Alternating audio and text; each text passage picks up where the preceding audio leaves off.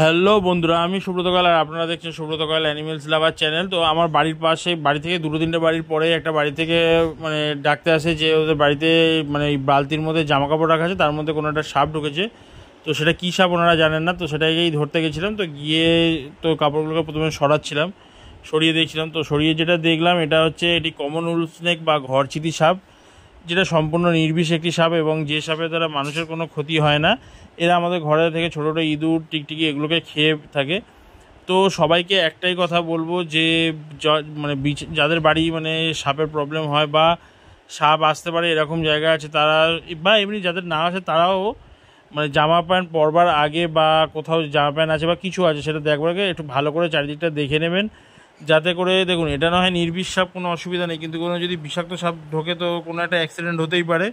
তো সেহেতু আপনারা সবসময় সাবধান থাকবেন, যখনই এরকম কোনো জায়গায় হাত দিচ্ছেন বা করছেন সেটা একটু দেখে নেবেন, বা জামা কাপড় পরতে যাচ্ছেন বা জুতো পরছেন এগুলোকে একটু ঝেড়ে নিয়ে করবেন, যাতে কোনো অসুবিধা না হয়।